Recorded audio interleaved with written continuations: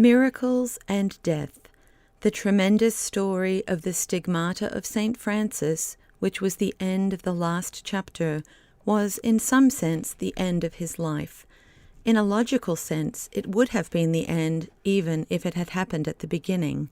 But truer traditions refer it to a later date and suggest that his remaining days on the earth had something about them of the lingering of a shadow.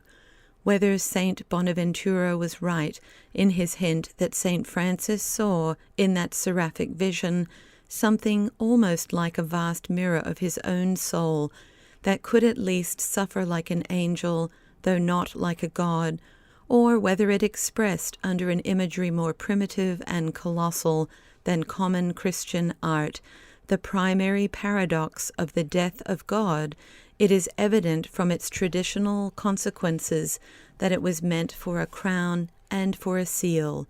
It seems to have been after seeing this vision that he began to go blind. But the incident has another and much less important place in this rough and limited outline. It is the natural occasion for considering briefly and collectively all the facts or fables of another aspect of the life of St. Francis, an aspect which is, I will not say more disputable, but certainly more disputed. I mean all that mass of testimony and tradition that concerns his miraculous powers and supernatural experiences, with which it would have been easy to stud and bejewel every page of the story, only that certain circumstances necessary to the conditions of this narration make it better to gather, somewhat hastily, all such jewels into a heap. I have here adopted this course in order to make allowance for a prejudice.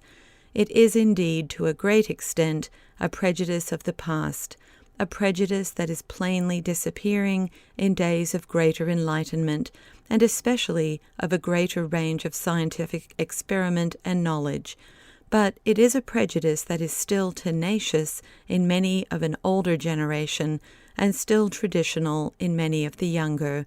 I mean, of course, what used to be called the belief that miracles do not happen, as I think Matthew Arnold expressed it, in expressing the standpoint of so many of our Victorian uncles and great-uncles. In other words, it was the remains of that skeptical simplification by which some of the philosophers of the early 18th century had popularized the impression, for a very short time, that we had discovered the regulations of the cosmos like the works of a clock, of so very simple a clock that it was possible to distinguish almost at a glance what could or could not have happened in human experience. It should be remembered that these real skeptics of the golden age of skepticism were quite as scornful of the first fancies of science as of the lingering legends of religion. Voltaire, when he was told that a fossil fish had been found on the peaks of the Alps, laughed openly at the tale and said that some fasting monk or hermit had dropped his fish bones there, possibly in order to effect another monkish fraud. Everybody knows by this time that science has had its revenge on skepticism.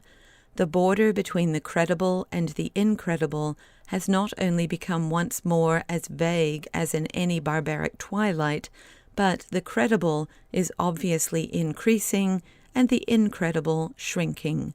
A man in Voltaire's time did not know what miracle he would next have to throw up.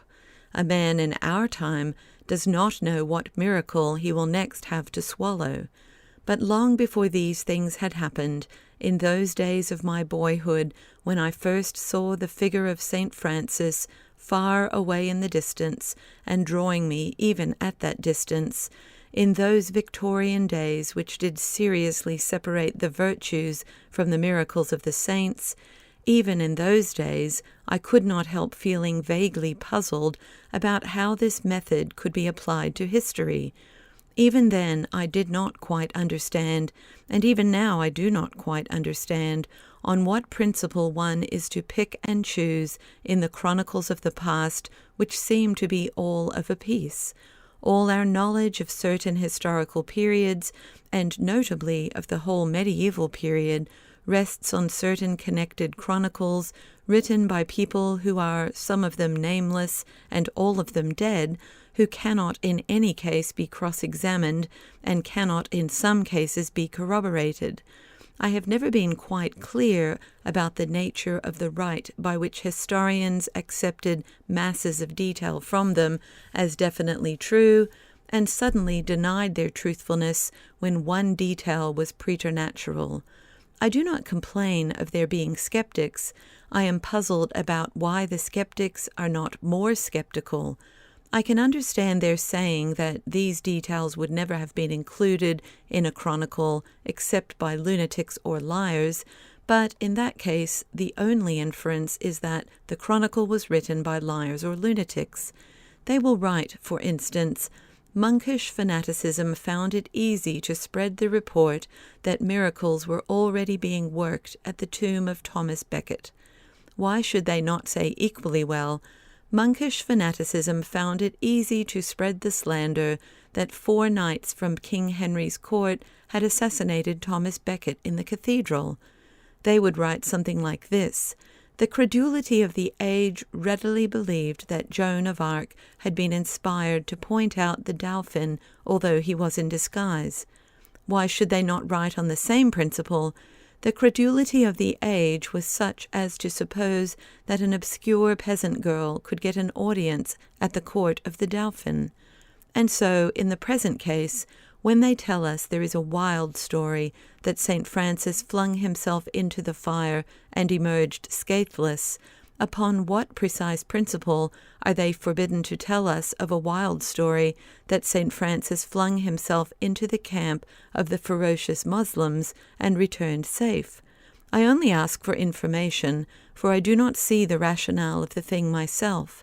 I will undertake to say there was not a word written of St. Francis by any contemporary who was himself incapable of believing and telling a miraculous story.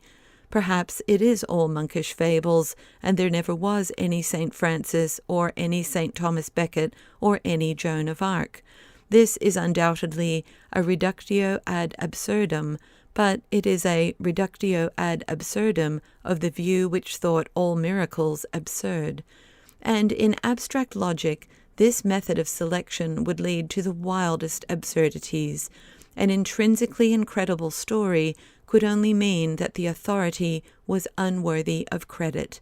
It could not mean that other parts of his story must be received with complete credulity. If somebody said he had met a man in yellow trousers who proceeded to jump down his own throat, we should not exactly take our Bible oath or be burned at the stake for the statement that he wore yellow trousers.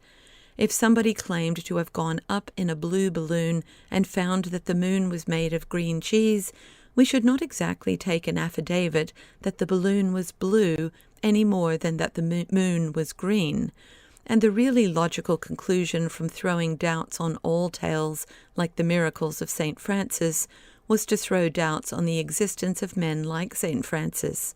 And there really was a modern moment, a sort of high water mark of insane skepticism, when this sort of thing was really said or done.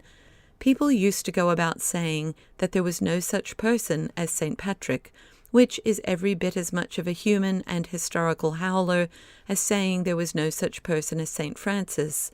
There was a time, for instance, when the madness of mythological explanation had dissolved a large part of solid history under the universal and luxuriant warmth and radiance of the sun myth. I believe that that particular sun has already set, but there have been any number of moons and meteors to take its place. St. Francis, of course, would make a magnificent sun myth. How could anybody miss the chance of being a sun myth when he is actually best known by a song called The Canticle of the Sun? It is needless to point out that the fire in Syria was the dawn in the east, and the bleeding wounds in Tuscany the sunset in the west. I could expound this theory at considerable length, only, as so often happens to such fine theorists, another and more promising theory occurs to me. I cannot think how everybody, including myself, can have overlooked the fact that the whole tale of St. Francis is of totemistic origin. It is unquestionably a tale that simply swarms with totems. The Franciscan woods are as full of them as any Red Indian fable. Francis is made to call himself an ass because in the original mythos, Francis was merely the name given to the real four-footed donkey, afterwards vaguely evolved into a half-human god or hero. And that, no doubt, is why I used to feel that the brother wolf and sister bird of St. Francis were somehow like the brer fox and sis cow of Uncle Remus. Some say there is an innocent stage of infancy in which we do really believe that a cow talked or a fox made a tar baby. Anyhow, there is an innocent period of intellectual growth in which we do sometimes really believe that St. Patrick was a sun myth or St. Francis a totem. But for the most of us, both those phases of paradise are past. As I shall suggest in a moment, there is one sense in which we can, for practical purposes, distinguish between probable and improbable things in such a story. It is not so much a question of cosmic criticism about the nature of the event as of literary criticism about the nature of the story. Some stories are told much more seriously than others. But apart from this, I shall not attempt here any definite differentiation between them. I shall not do so for a practical reason affecting the utility of the proceeding. I mean the fact that in a practical sense the whole of this matter is again in the melting pot, from which many things may emerge, moulded into what Rationalism would have called monsters. The fixed points of faith and philosophy do indeed remain always the same. Whether a man believes that fire in one case could fail to burn depends on why he thinks it generally does burn. If it burns 9 sticks out of 10 because it is its nature or doom to do so, then it will burn the 10th stick as well. If it burns 9 sticks because it is the will of God that it should, then it might be the will of God that the 10th should be unburned. Nobody can get behind that fundamental difference about the reason of things, and it is as rational for a theist to believe in miracles as for an atheist to disbelieve in them. In other words, there is only one intelligent reason why a man does not believe in miracles, and that is that he does believe in materialism. But these fixed points of faith and philosophy are things for a theoretical work and have no particular place here. And in the matter of history and biography, which have their place here, nothing is fixed at all. The world is in a welter of the possible and impossible, and nobody knows what will be the next scientific hypothesis to support some ancient superstition. 3/4 of the miracles attributed to St. Francis would already be explained by psychologists, not indeed as a Catholic explains them, but as a materialist must necessarily refuse to explain them. There is one whole department of the miracles of St. Francis, the miracles of healing. What is the good of a superior skeptic throwing them away as unthinkable at the moment when faith healing is already a big, booming Yankee business like Barnum's show? There is another whole department analogous to the tales of Christ perceiving men's thoughts. What is the use of censoring them and blacking them out because they are marked miracles when thought reading is already a parlor game like musical chairs?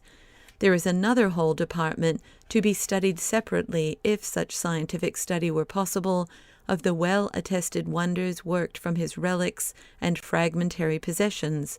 What is the use of dismissing all that as inconceivable when even these common psychical parlor tricks turn perpetually upon touching some familiar object or holding in the hand some personal possession? I do not believe, of course, that these tricks are of the same type as the good works of the saint, save perhaps in the sense of diabolus simius Dei. But it is not a question of what I believe and why, but of what the skeptic disbelieves and why. And the moral for the practical biographer and historian is that he must wait till things settle down a little more before he claims to disbelieve anything. This being so he can choose between two courses, and not without some hesitation, I have here chosen between them.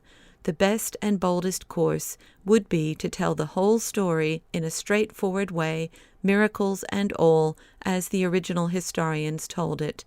And to this sane and simple course the new historians will probably have to return.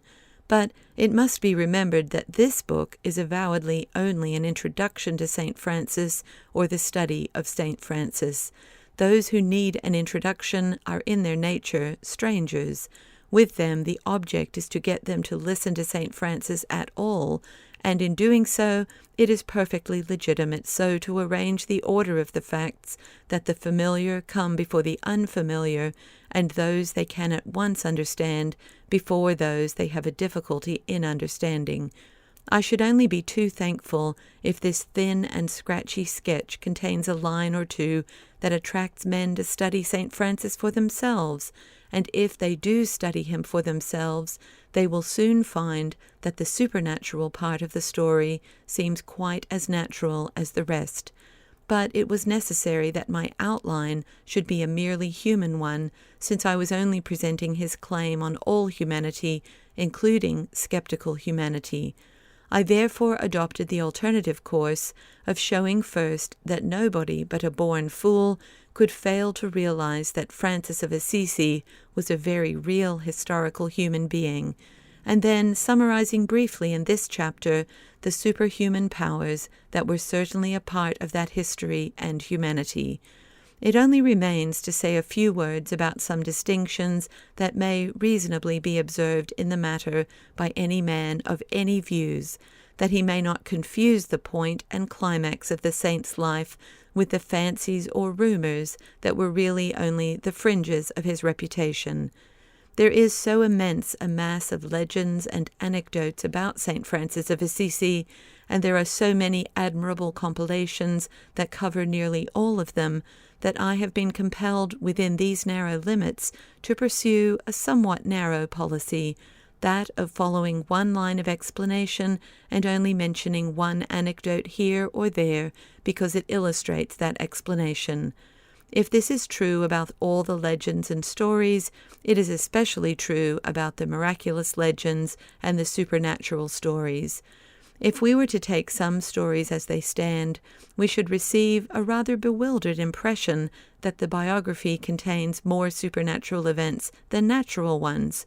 Now, it is clean against Catholic tradition, coincident in so many points with common sense, to suppose that this is really the proportion of these things in practical human life. Moreover, even considered as supernatural or preternatural stories, they obviously fall into certain different classes, not so much by our experience of miracles as by our experience of stories. Some of them have the character of fairy stories in their form, even more than their incident. They are obviously tales told by the friar to peasants or the children of peasants, under conditions in which nobody thinks he is propounding a religious doctrine to be received or rejected, but only rounding off a story in the most symmetrical way, according to that sort of decorative scheme or pattern that runs through all fairy stories. Others are obviously in their form most emphatically evidence, that is, they are testimony that is truth or lies, and it will be very hard for any judge of human nature to think they are lies. It is admitted that the story of the stigmata is not a legend, but can only be a lie. I mean that it is certainly not a late legendary accretion added afterwards to the fame of St. Francis, but is something that started almost immediately with his earliest biographers. It is practically necessary to suggest that it was a conspiracy. Indeed, there has been some disposition to put the fraud upon the unfortunate Elias, whom so many parties have been disposed to treat as a useful universal villain. It has been said, indeed, that these early biographers, Saint Bonaventura and Solano and the three companions, though they declare that St. Francis received the mystical wounds, do not say that they themselves saw those wounds. I do not think this argument conclusive, because it only arises out of the very nature of the narrative. The three companions are not in any case making an affidavit, and therefore none of the admitted parts of their story are in the form of an affidavit. They are writing a chronicle of a comparatively impersonal and very objective description. They do not say, "I saw St. Francis's wounds." They say, "St. Francis received wounds." But neither do they say, "I saw St. Francis go into the portiuncula." They say, "St. Francis went into the portiuncula." But I still cannot understand why they should be trusted as eyewitnesses about the one fact and not trusted as eyewitnesses about the other. It is all of a piece. It would be a most abrupt and abnormal interruption in their way of telling the story if they suddenly began to curse and to swear and give their names and addresses and take their oath that they themselves saw and verified the physical facts in question. It seems to me, therefore, that this particular discussion goes back to the general question I have already mentioned, the question of why these chronicles should be credited at all if they are credited with abounding in the incredible. But that again will probably be found to revert, in the last resort, to the mere fact that some men cannot believe in miracles because they are materialists. That is logical enough, but they are bound to deny the preternatural as much in the testimony of a modern scientific professor as in that of a medieval monkish chronicler. And there are plenty of professors for them to contradict by this time. But whatever may be thought of such supernaturalism in the comparatively material and popular sense of supernatural acts, we shall miss the whole point of St. Francis, especially of St. Francis after Alverno, if we do not realize that he was living a supernatural life. And there is more and more of such supernaturalism in his life as he approaches towards his death. This element of the supernatural did not separate him from the natural, for it was the whole point of his position that it united him more perfectly to the natural. It did not make him dismal or dehumanized, for it was the whole meaning of his message that such mysticism makes a man cheerful and humane. But it was the whole point of his position, and it was the whole meaning of his message, that the power that did it was a supernatural power. If this simple distinction were not apparent from the whole of his life, it would be difficult for anyone to miss it in reading the account of his death. In a sense, he may be said to have wandered as a dying man, just as he had wandered as a living one. As it became more and more apparent that his health was failing, he seems to have been carried from place to place like a pageant of sickness, or almost like a pageant of mortality. He went to Rieti, to Nursia, perhaps to Naples, certainly to Cortona by the lake of Perugia. But there is something profoundly pathetic and full of great problems in the fact that at last, as it would seem, his flame of life leapt up and his heart rejoiced when they saw afar off on the Assisian hill the solemn pillars of the portiuncula. He who had become a vagabond for the sake of a vision, he who had denied himself all sense of place and possession, he whose whole gospel and glory it was to be homeless, received like a Parthian shot from nature the sting of the sense of home. He also had his maladie du clocher, his sickness of the spire, though his spire was higher than ours. "Never," he cried with the sudden energy of strong spirits in death, "never give up this place. If you would go anywhere or make any pilgrimage, return always to your home, for this is the holy house of God." And the procession passed under the arches of his home, and he lay down on his bed, and his brethren gathered round him for the last long vigil. It seems to me no moment for entering into the subsequent disputes about which successors he blessed, or in what form, and with what significance. In that one mighty moment he blessed us all. After he had taken farewell of some of his nearest and especially some of his oldest friends, he was lifted at his own request off of his own rude bed and laid on the bare ground, as some say clad only in the hair shirt, as he had first gone forth into the wintry woods from the presence of his father. It was the final assertion of his great fixed idea, of praise and thanks springing to their most towering height out of nakedness and nothing. As he lay there, we may be certain that his seared and blinded eyes saw nothing but their object and their origin. We may be sure that the soul, in its last inconceivable isolation, was face to face with nothing less than God incarnate and Christ crucified. But for the men standing around him, there must have been other thoughts mingling with these, and many memories must have gathered like ghosts in the twilight as that day wore on and that great darkness descended in which we all lost a friend.